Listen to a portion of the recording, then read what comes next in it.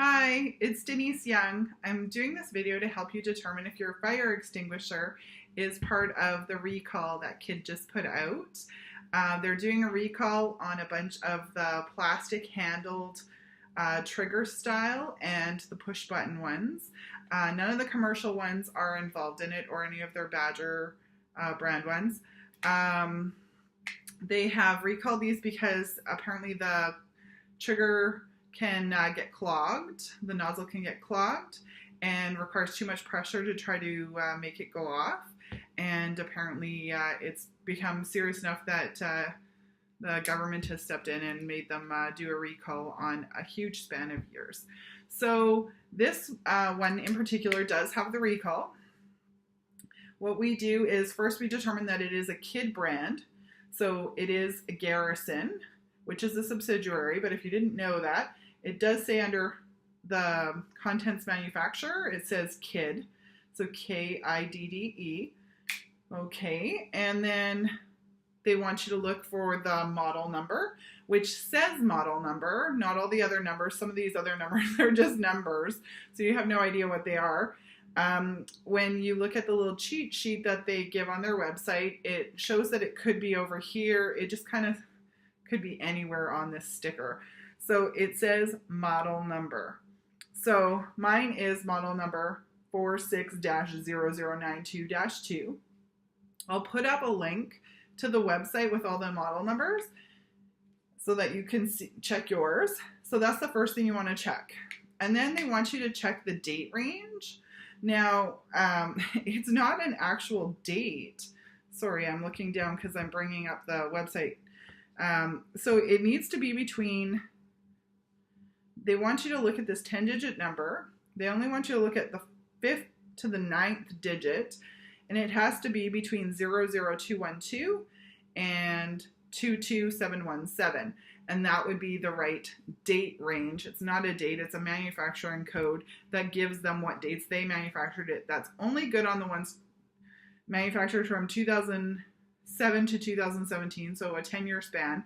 Some of the ones affected by this recall are from prior to that, so they won't have that code. You're going to go to the serial number next instead.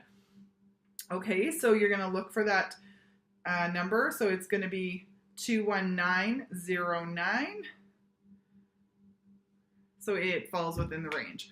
So this one is definitely part of the recall. I have several others that are as well. And so then if you have one that doesn't have that sticker, then you go to the serial number. Serial number is typically going to be in this sticker area where it has the ULC and everything else. It'll have the serial number. And those are the numbers that you need. So then once you determine that you have a fire extinguisher that is part of the recall, you need to try to get a hold of Kidde. Now, I'm going to give you the phone numbers right away. They are hard to get a hold of right now, so you're going to have to be patient maybe try a couple times a week until you can get through. Right now, it's just sitting on hold, sitting on hold, sitting on hold, and then giving you a message saying you can leave a message or wait on hold, and then it hangs up on you no matter what you pick. So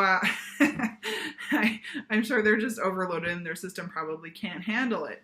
But once they are able to get your call, they are replacing these, completely replacing them. They're not sending you any parts or anything. You're going to get a new fire extinguisher in replacement of each of the ones that you have that falls under the recall. Okay, so make sure you take care of it. These are really important things to have in our houses. I'm probably going to pick a couple up tonight just to have some in the house because we no longer have any that I can rely on in the house that we know will work.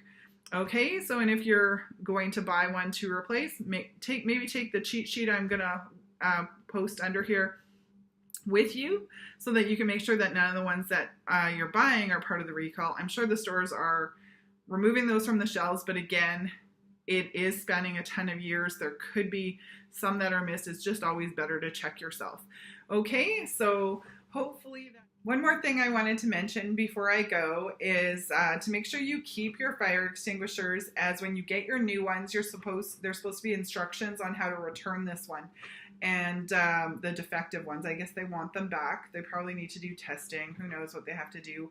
Or maybe they need it in order to make their claim against their losses. I have no idea how that will work, but either way, they want them back. So keep it so that when you get your new one, you can send it back to them. Okay, so hopefully that helps you.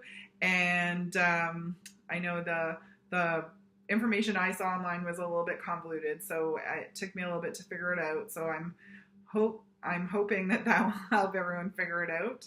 And otherwise, good luck getting a hold of them, and hopefully you have a great day.